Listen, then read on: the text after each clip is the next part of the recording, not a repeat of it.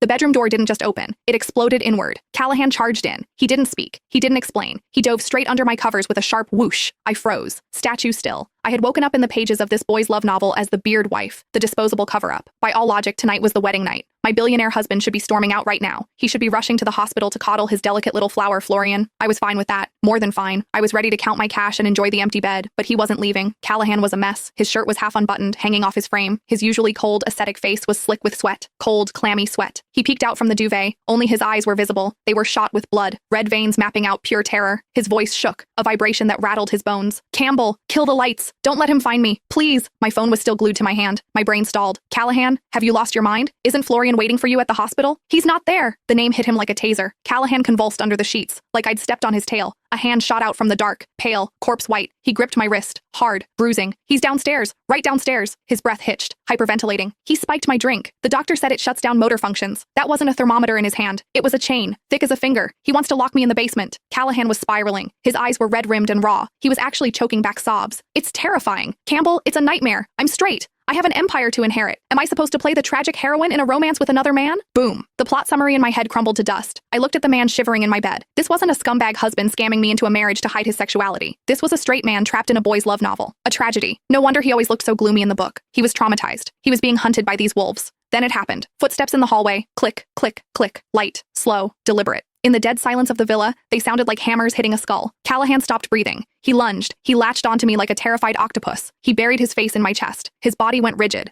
a steel plate pressing against me. His teeth chattered, a rhythmic, uncontrollable clicking. He's here. The psycho is here. The footsteps stopped right outside. Then came the sound. Nails, scratching against the wood. Scritch, scritch. The sound of manicured nails dragging down expensive mahogany. It made my scalp prickle. Goosebumps erupted over my skin. Callahan? Florian's voice drifted through the wood. Gone was the innocent tone from the book. This was sticky, wet, dripping with a horrifying excitement. I know you're in there. Why are you running? The doctor said your condition is unstable. If you don't take your shot, it's going to hurt. Open the door. Let me help you, okay? I'll be very, very gentle. The voice wasn't human. It was the sound of a horror movie slasher toying with a trapped animal. Callahan shook harder. The vibrations rattled the bed frame. He gripped my pajamas, staring at me with sheer despair. Tears were actually swimming in his eyes. Campbell, save me. I'm not going out there. I'd rather die. If I get defiled, I'll be damaged goods. The family elders will use it as an excuse to strip my inheritance rights. I don't want to get lost in the garden. I want to be a father. Priorities. The man was about to be kidnapped, and he was worried about his stock portfolio and his bloodline. Ruthless. But then the math hit me. If Callahan got dragged away by Florian tonight, the plot would veer straight into the indefinite captivity arc, the dungeon scenes. And me, the beard wife, I wouldn't get a dime. I'd be swept out the door. According to the script, I'd die destitute on the street. Hell no. Callahan's bodily autonomy was my long-term meal ticket. I was not letting that pervert cash in my check. Click. The lock tumbled. Our foolproof deadbolt meant nothing to Florian. He had a spare key. The heavy solid wood coat rack we jammed against